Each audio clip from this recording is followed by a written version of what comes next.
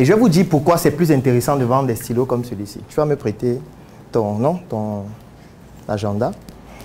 Alors, pourquoi j'ai choisi ce stylo? C'est parce qu'il est assez intéressant. Nous sommes dimanche, la rentrée commence demain.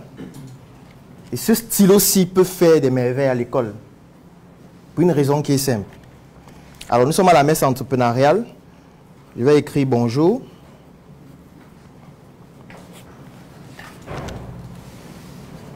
Après, je vais effacer.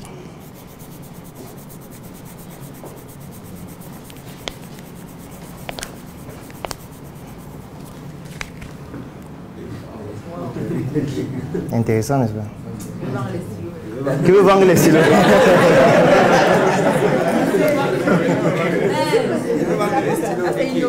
Qui veut vendre les stylos? Vous levez la main, hein? Ok. Et gardez là mon stylo parce que vous là.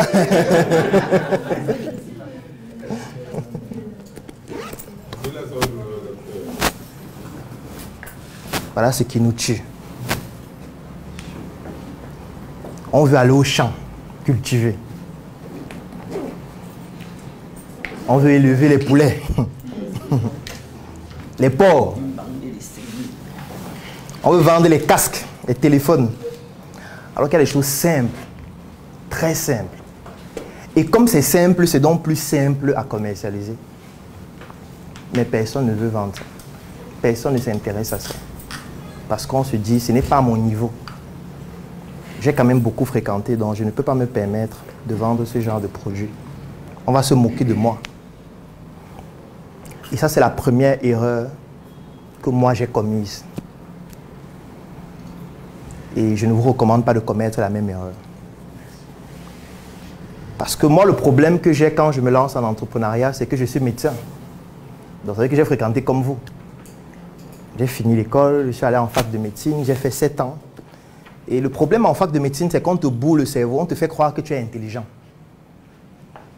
Ce qui fait que quand tu sors de la fac de médecine, tu crois que tu es intelligent. Au-delà de croire que tu es intelligent, tu crois que tu es plus intelligent que tous les autres. Parce que nous, on nous fait comprendre que tu es un médecin, tu soignes le corps humain. Ça veut dire que celui qui balaie la route, il est qui devant toi? Rien. C'est ce qu'on nous apprend en fac de médecine, même inconsciemment. On te fait comprendre que tu es une élite dans la société. Et du coup, moi, je suis sorti de la fac de médecine avec cette image de moi-même. Et mes collègues, c'est pire. Donc, ce qui fait que quand je discutais avec quelqu'un qui me disait qu'il est comptable, je dis, bon, c'est pas mal. La comptabilité, bon. Tu t'en sors quand même. Parce que pour moi, tant que tu ne faisais pas la médecine, c'est que ce que tu fais, ça n'a pas de valeur. Du coup, avec cette conception, j'ai donc décidé de me lancer en entrepreneuriat et du coup, j'ai rencontré le même problème que vous avez rencontré tout à l'heure quand j'ai posé la question. Est-ce qu'un médecin va vendre les stylos? Non. Impossible. Il faut qu'il révolutionne le système de santé. Voilà le type de réflexion qu'il a. Comment faire pour changer le système de santé? Comment faire pour éradiquer le paludisme? Vous voyez, dans les médias, tous les jours, on parle de ça. Éradiquer le sida. Comment faire pour réduire la prévalence de la tuberculose? Voilà le genre de questions qu'on se pose. Et au final, avec ce genre de questions, la seule chose qui peut t'arriver, c'est que tu vas finir pauvre. Il n'y a pas autre chose. Parce que tu ne peux pas éradiquer le paludisme. Ni la tuberculose, ni aucune maladie. En tout cas, pas seul. D'abord, tu n'as pas les compétences pour le faire parce que ça nécessite des compétences pluridisciplinaires que tu n'as pas. Tu n'as pas les moyens. Tu n'as pas le pouvoir de décision pour pouvoir impacter sur la manière dont le système de santé est géré. En réalité, l'impact que tu as est très faible, très infime.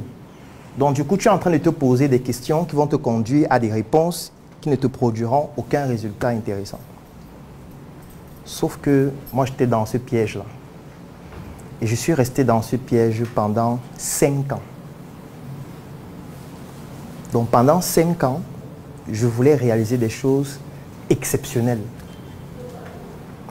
Les projets qu'on a eus, je ne peux pas expliquer ça à quelqu'un jusqu'à qu'il comprenne.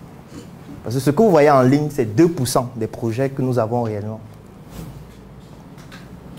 Fabriquer les véhicules électriques qu'on a voulu. On a même investi. On a même commencé.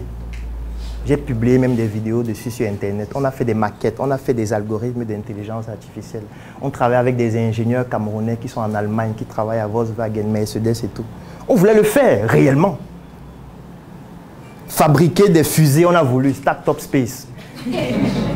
Les plans, je les ai dans ma machine. On se disait qu'il faut qu'on fabrique une fusée qu'on va envoyer dans l'espace. Ou alors un satellite. On ne peut pas continuer d'utiliser la technologie des autres pour appeler ou se connecter sur Internet. Il faut qu'on ait pour nous. On a voulu. On a voulu construire des routes intelligentes. Ça veut dire le genre de route où quand tu roules avec ton véhicule, ça charge le véhicule. Par induction, un peu comme vous chargez vos téléphones sans fil. On a voulu le faire.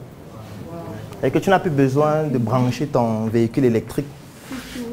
Tu as ta voiture, tu roules sur un goudron qui recharge instantanément par induction. On a voulu. Je vous dis qu'on a voulu faire ce genre de choses pendant 5 ans. Après un jour, on s'est dit, est-ce qu'on se pose vraiment les bonnes questions? Parce que depuis 5 ans qu'on fait ça, il n'y a pas de résultat. Est-ce qu'on a fabriqué la voiture? Non. Est-ce qu'on a construit la route? Non. Est-ce qu'on a fabriqué la fusée? Non. Est-ce qu'on a fabriqué les satellites? Non. Est-ce que même la craie, on a pu fabriquer? Non. Est-ce que le chocolat, on a pu fabriquer? Non. Et on s'est dit, est-ce que finalement, ce ne sont pas les questions qui ne sont pas bonnes? C'est pour ça que je vous recommande une science qui s'appelle la questiologie. C'est l'art de se poser les bonnes questions. Normalement, on devrait faire la philosophie depuis la maternelle. Dans un bon système éducatif, la philosophie devrait commencer à la maternelle. Parce qu'à la maternelle, l'enfant se pose déjà les questions philosophiques auxquelles personne n'a de réponse, même pas ses enseignants. Quand un enfant pose la question à sa mère, comment je suis né? Elle dit, tu es juste né comme ça. Mais je suis juste né comme ça. D'où venons-nous? Une question qui énerve. Mais pourquoi vivons-nous? L'école sert à quoi? Ce sont des questions qui sont purement philosophiques. Et tout ce qu'on dit, non, ça te permet de t'éduquer. Oui, mais éduquer pour faire quoi? Voilà les gens qui sont éduqués, qui sont au quartier depuis 20 ans. Éduque-toi d'abord. Tu vas comprendre ça après. Tu es encore trop jeune pour comprendre. Non. Il n'y a pas d'âge pour faire la philosophie. Et c'est après s'être posé les mauvaises questions pendant 5 ans qu'un jour on s'est dit, il est temps de se poser les bonnes questions. Et lorsqu'on a commencé à se poser les bonnes questions, on a décidé d'observer notre environnement et de faire les choses différemment. Et quand je parle de faire les choses différemment, ça peut vraiment vous causer beaucoup de problèmes. C'est pour ça que entreprendre, c'est mental. Avant d'être financier, avant d'être physique ou tout le reste. Je suis certain que plus de 90% des personnes dans cette salle sont en train de faire des projets qui correspondent à des mauvaises questions. Comme moi, au départ. Et l'impact des mauvaises questions est fatal. Parce que ça peut vous déprimer totalement. Puisque quand vous vous posez une mauvaise question, vous allez forcément aboutir à une mauvaise réponse. Et cette réponse-là, vous y allez investir du temps, de l'argent. Vous allez consacrer toute votre vie pendant plusieurs années parfois. Et il peut être fatal de se rendre compte après 2 ans, 3 ans, 5 ans, 10 ans qu'en fait on s'était posé la mauvaise question au début. Et qu'on était en train d'aller très rapidement, mais dans la mauvaise direction. Donc, premier exercice que vous allez faire durant cette messe, c'est de vous poser la question qui est celle de savoir, est-ce que je me suis posé la bonne question avant de lancer mon projet? Aujourd'hui, je suis graphiste. Est-ce que je me suis posé la bonne question avant de devenir graphiste? Aujourd'hui, je suis écrivain. Est-ce que je me suis posé la bonne question avant de conclure que la réponse ou la solution, c'est d'être écrivain? Aujourd'hui, je suis commerçant. Est-ce que je me suis posé la bonne question? Est-ce que l'activité que je suis en train de faire actuellement correspond à notre environnement? Est-ce que la manière dont je finance mon projet correspond exactement à la meilleure façon de le faire en fonction du contexte dans lequel je me trouve? J'offre 3 mois d'accompagnement sur mesure gratuitement à tous les membres de la Startup Academy.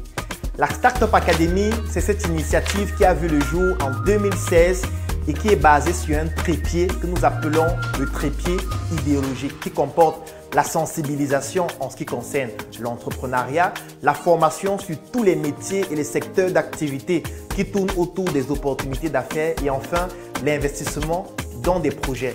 Que vous soyez un débutant, un étudiant, un entrepreneur ou alors toute personne qui est intéressée par les affaires, durant cet accompagnement qui va durer 3 mois et qui est entièrement gratuit, vous allez bénéficier de notre retour d'expérience, de notre visibilité et surtout de nos stratégies qui vont permettre à votre projet de pouvoir décoller.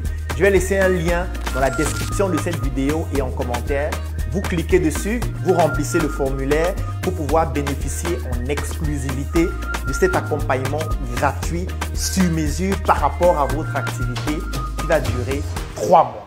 Rendez-vous à la Startup Academy.